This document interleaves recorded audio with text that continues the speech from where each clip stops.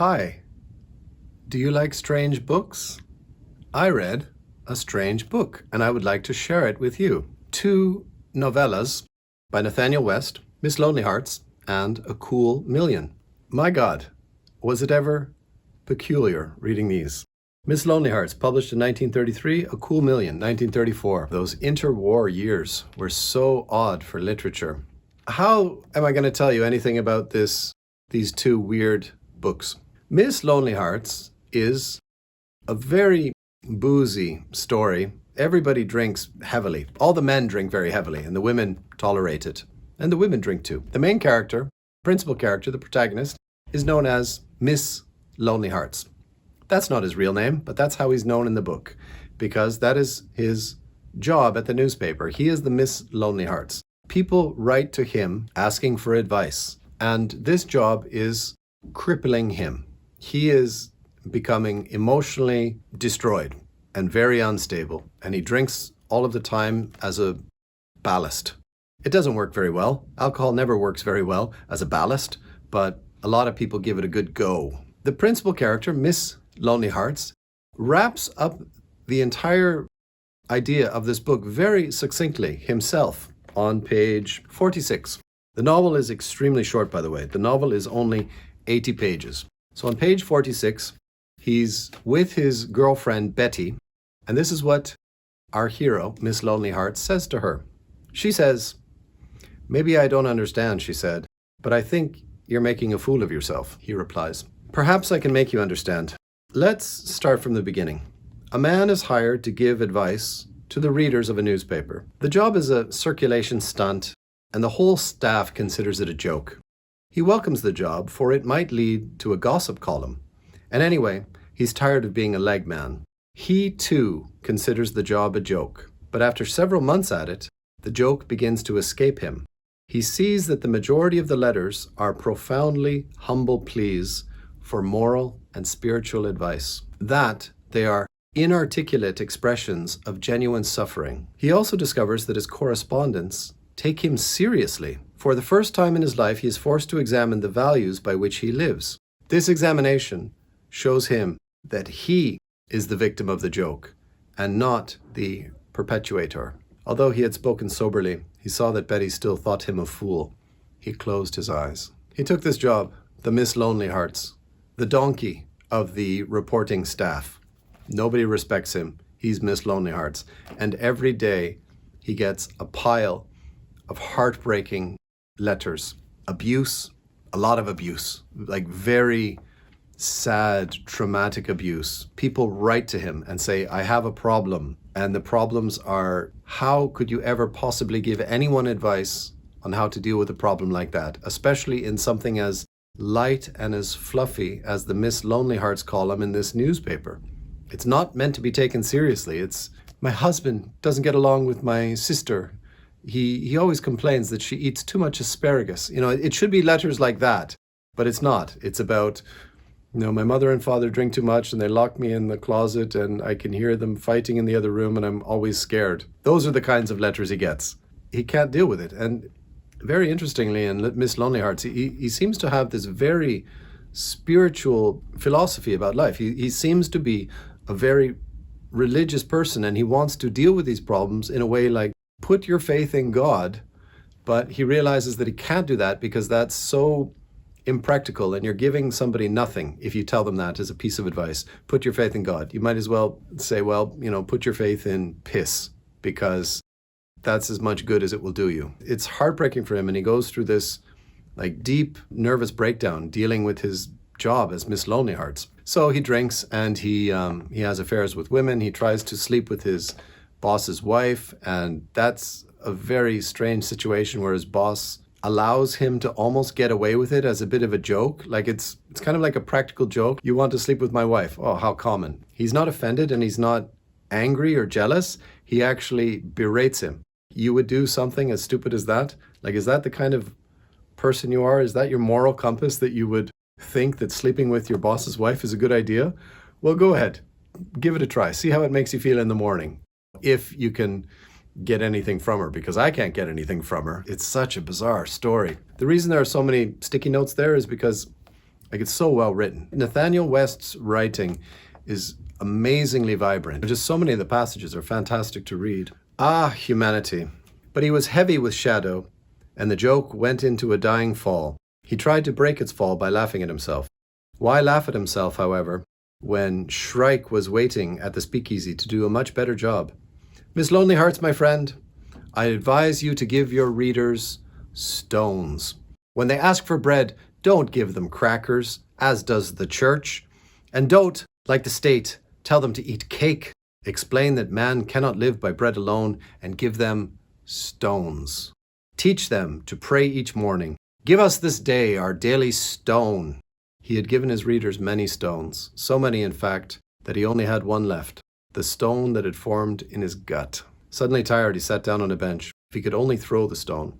He searched the sky for a target, but the grey sky looked as if it had been rubbed with a soiled eraser. It held no angels, flaming crosses, olive-bearing doves, wheels within wheels. Only a newspaper struggled in the air, like a kite with a broken spine. He got up and started again for the speakeasy. Okay, now if you think Miss Lonelyhearts is a bit peculiar, A Cool Million is, you're getting into bizarro territory with this one. It is, I don't know if you can find any YouTube videos doing a review of A Cool Million by Nathanael West, because it's not easy to talk about. The first thing to say is that it is a satire, okay? This is incredibly important. It is a satire, and it is written that way. A young man living in a tiny village is forced to leave his home to make good in the world because the bank is going to be foreclosing on his mother's mortgage and they're going to be put out of their house. So he needs to go to New York City to make his way to be able to buy the house from the bank. We are expecting this boy makes good story, but it's the opposite. It's a satire. Nothing good happens to him. Everything bad happens to him. The first thing that happens after the lawyer comes to say that we're going to be taking your house in a month, he goes to meet the local dignitary, owner of a bank, who happens to be the former president of the United States, apparently, who now has a bank in a small town because he's a small town man and he came from a small town. And even though he was president of the United States, he lives here in this backwards nowhere land. The boy goes to him to ask to borrow some money. He lends him $30, but not lends it to him. And he says, I'll give you $30 collateral on that cow. And the boy says, well, we need that cow for the milk and the cheese and the cream. Don't worry, you're going to take that $30 and go to New York City and you're going to make $1 million. And the boy believes in it because the former president tells him that, you know, in America, we are self-made people and we pick ourselves up by the proverbial bootstraps and we make our $1 million in this world. God help us. We have to. We're Americans. We're self-made people. God damn it. Get on the train and go make the money. It's okay if you're not very smart or wily or don't have any street smarts. It's okay. The boy gets on the train. He's immediately hoodwinked by a grifter. His money is stolen. Almost immediately, he ends up in prison, where one of the first things they tell him is, don't worry, you'll only be in prison for 15 years, and when you come out, you'll be a new man. And by the way, we're going to pull out all of your teeth because teeth only lead to infection and we try to minimize the infection. So first you go to the dentist, he's going to pull out all your teeth and then you're going to get used to the prison life. Don't worry, you'll be fine when you come out the other end. But I've got to make this money to save my mother from destitution. He gets out of prison. He goes to New York City. Every little bit of bad stuff that can happen happens. And it's very satirical, like if you were watching an absurdist play in the theater. It's so heightened. The police officers are all Irish, because that's the thing. I don't even want to say how the black people are depicted. There's a Chinese character who is a white slaver. If you don't happen to know what that means, it's someone who kidnaps white women and sells them into sexual slavery. And it was this stereotypical idea from way back when about these Chinese. The lawyers that he deals with are, yes, they're Jewish and they are ridiculously greedy. How much money do you have? Oh, well, I can't represent you for that much money. You may as well plead guilty if that's all the money you have. You know, I'm a busy guy. It's a bit hard to read because the world is so much different 90 years later. Those stereotypes, even though they are satirical, they are offensive. They are just plainly offensive. You smile bitterly saying, yeah, that's a play on the way people used to have these prejudices, still today have these prejudices. So, it is a biting, sharp satire, not unwarranted, but goddamn, it's hard to read.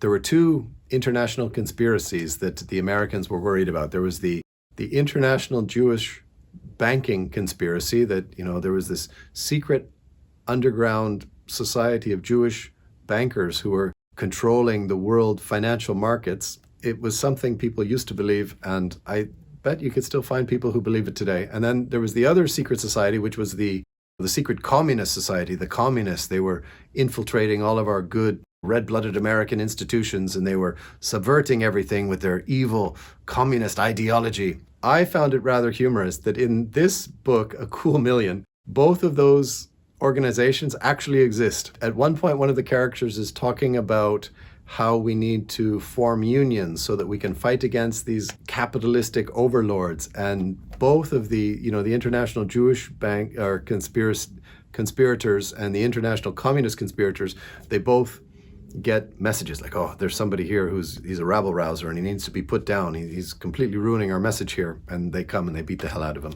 Did I enjoy it? Yes, I enjoyed it. It took me rather by surprise. Miss Lonelyhearts, I was somewhat familiar with the premise that there was a man who was having some kind of a breakdown because of his job that he was doing for Miss Lonelyhearts newspaper, but I didn't know it was going to get as wild as that. Like, it really felt like something from Thomas Pynchon. And A Cool Million, you just have to keep telling yourself, this is a satire. It's not meant to be taken seriously. It's meant as a response to prejudicial American attitudes at the time.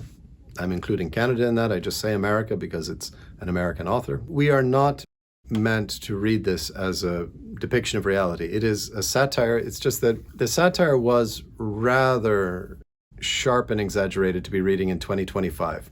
I'm open-minded. I don't want to say I'm comfortable with stereotypical portrayals of certain ethnicities, but I have the ability to recognize that at certain points in history, people behaved and spoke and thought in certain ways that are contrary to the way that we are thinking today. People are the products of their environment. And if that is the way the environment behaves at the time, and we read it 100 years later and go, oh, that's icky, it's not for us to say that's icky. It's for us to try to imagine what society looked like at the time and be grateful for where we live today, and also perhaps a bit hardworking to try to make it even better for future generations. The depictions, while they might be abhorrent, are also demonstrative of the epoch.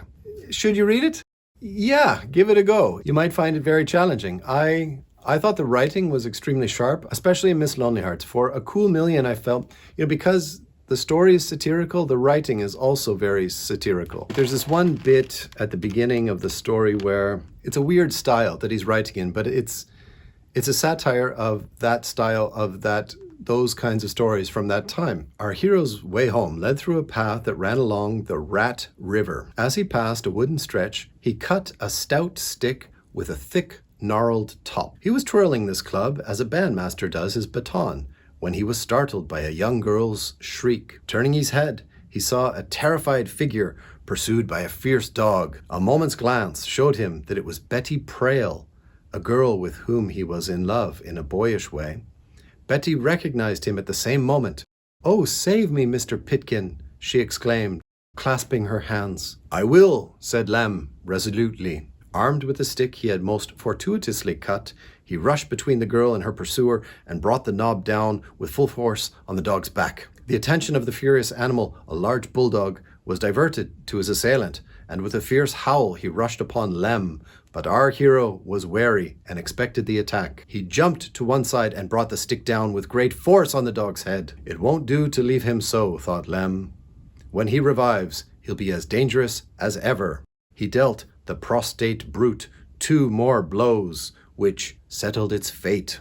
The furious animal would do no more harm.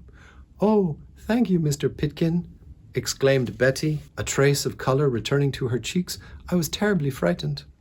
"I don't wonder," said Lem. "The brute was certainly ugly." "How brave you are," the young lady said in admiration. It's that kind of writing that's not 1934 writing. You have to take it all with a grain of salt, is what I'm saying. a lot of fun, maybe a bit challenging to read nowadays, because of the great social distance we live at now. I liked it. It will never be my favorite book. It will never make it into the top 10. I'm a fan of Nathanael West. I've also read The Day of the Locust, and I thought that was excellent, and I want to read that one again. And probably at some time in the future, I'll read this one again, but hopefully not this shitty edition. God, I ordered this one online, and they sent me this beat-up old copy. God damn it. All right, thank you very much for watching the video today. This is Grant. Grant Loves Books. Please like and subscribe. Have a great day. That's all for me. Take care.